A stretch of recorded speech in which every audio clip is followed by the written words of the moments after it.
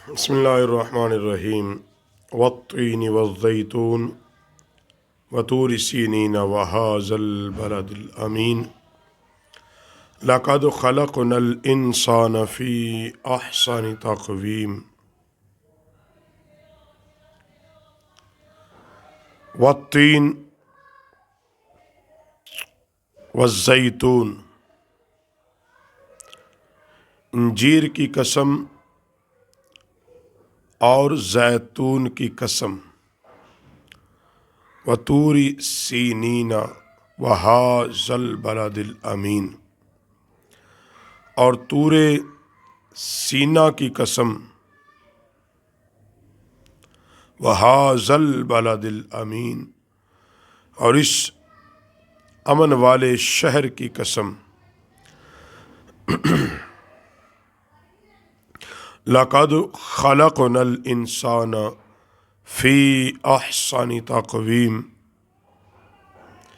بے شک ہم نے آدمی کو اچھی صورت پر بنایا، ثم رددناہ اسفل سافلین، پھر اسے ہر نیچی سے نیچی حالت کی طرف پھیر دیا۔ والتین، انجیر کی قسم، یہ ایک پھل ہے جو کھانے کے لیے استعمال ہوتا ہے۔ والزیتون، اس کا تیل بنتا ہے اور وہ تیل لگایا بھی جاتا ہے سر پہ، اور وہ تیل کھانے میں ڈال کے پکایا بھی جاتا ہے۔ تو اللہ رب العالمین نے، کیونکہ پھلوں میں انجیر سب سے اعلیٰ پھل گنا جاتا ہے، اور تیلوں میں سب سے اعلیٰ اور اچھا تیل زیتون کا۔ وطور سینین، اور طور سینا وہ پہاڑ جس پر موسیٰ علیہ السلام اپنے رب سے ملاقات کرتے تھے۔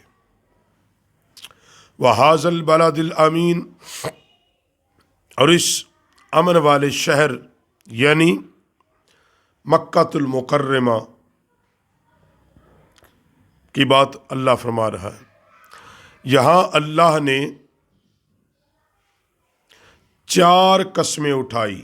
والتین، قسم ہے انجیر کی، والزیتون، قسم ہے زیتون کی، وطور سینین، اور قسم ہے طور سینا کی، کیونکہ یہ واو جو ہے یہ قسمیہ ہے۔ وہذا البلد الامین، اور قسم ہے امن والے شہر کی۔ اللہ 4 قسمیں اٹھانے کے بعد پھر انسان کی تخلیق کی بات کرتا ہے۔ اس اسلوب کو سمجھیں کہ قرآن پاک میں جو یہ بات آئی کہ 4 قسمیں اللہ اٹھاتا ہے، اور پھر کیا کہا؟ لقد، البتہ تحقیق، خلقنا الانسان فی احسن تقویم، بے شک ہم نے آدمی کو اچھی صورت پر بنایا ہے۔ حالانکہ اللہ بغیر قسموں کے بھی کہتا، تحقیق کے بھی کہتا کہ خلقنا الانسان فی احسن تقویم، پھر بھی اللہ ہی کا حکم تھا۔ انسان پھر بھی خوبصورت تھا، مگر 4 قسمیں اللہ نے اٹھا کر انسان کی تخلیق کا جو ذکر کیا، اس کی خوبصورتی کا ذکر کیا۔ اللہ بتانا یہ چاہتا تھا، اے انسان تو میرا بہت بڑا شاہکار ہے، میں نے تجھے بڑی محبت کے ساتھ بنایا ہے، بڑی محبت کے ساتھ تراشا ہے۔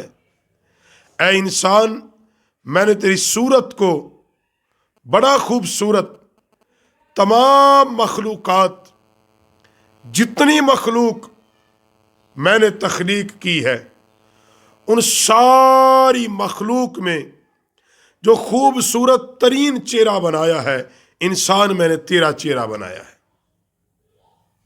اسی لیے نبی رحمت صلی اللہ علیہ وسلم فرماتے ہیں کہ انسان کے باقی وجود کو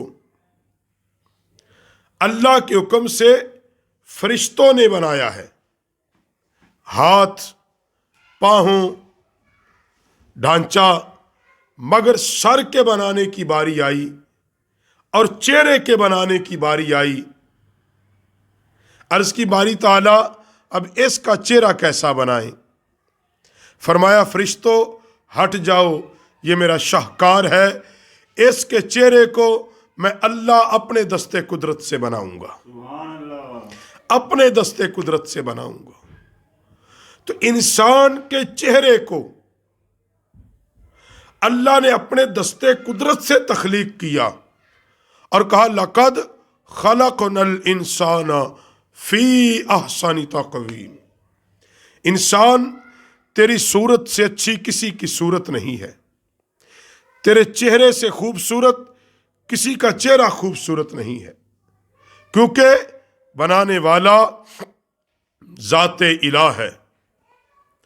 اور 4 قسمیں اٹھا کر اللہ انسان کو پھر بتا رہا ہے، حالانکہ اللہ پابند نہیں ہے قسمیں اٹھانے کا، مگر پھر بھی کہ اے انسان تیرے چہرے کو جس وضع میں بنایا ہے یہی خوبصورت ہے، اسی پہ اس کو رکھ۔ جب کوئی مرد و عورت اپنے چہرے کو بدل رہا ہوتا ہے، بدلنا کیا ہے؟ اللہ نے مرد کو زینت دی داڑھی کے ساتھ۔ نبی علیہ الصلوۃ والسلام نے فرمایا مردوں کے چہرے کی زینت داڑھی ہے، اور عورتوں کو سر کے بالوں سے زینت عطا کر دی۔ عورت کی زینت اس کے سر کے بالوں سے عطا کر دی۔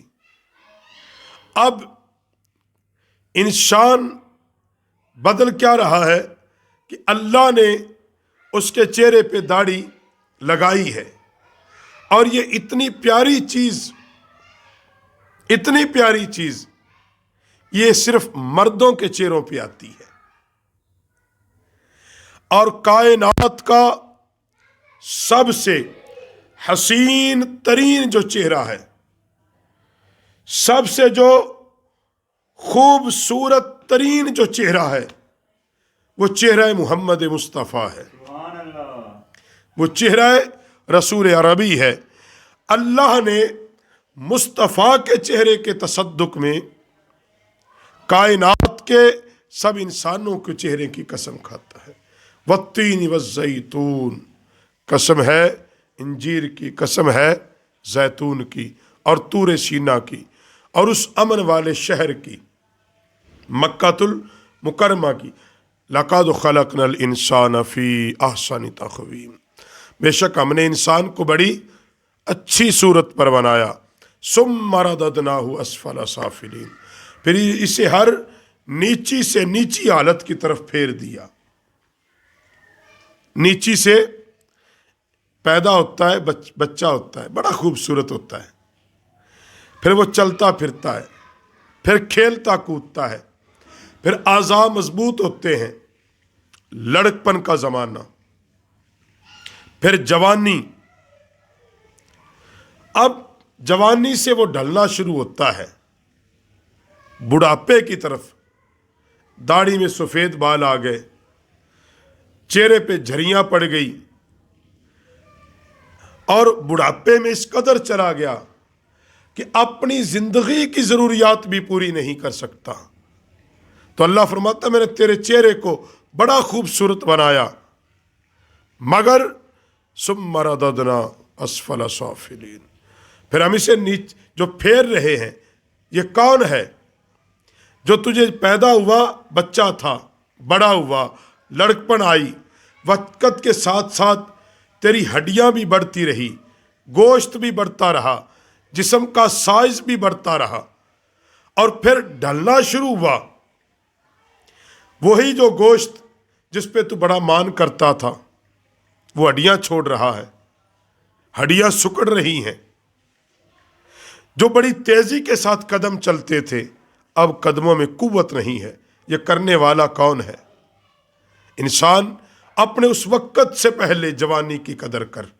اصل یہاں رب یہ بتانا چاہتا ہے، اور نبی علیہ السلام نے بھی یہی بات ارشاد فرمایا بیماری سے پہلے تندرستی کو نعمت جانو، بڑھاپے سے پہلے جوانی کو، اور غربت سے پہلے امیری کو، اور موت سے پہلے زندگی کی قدر کرو۔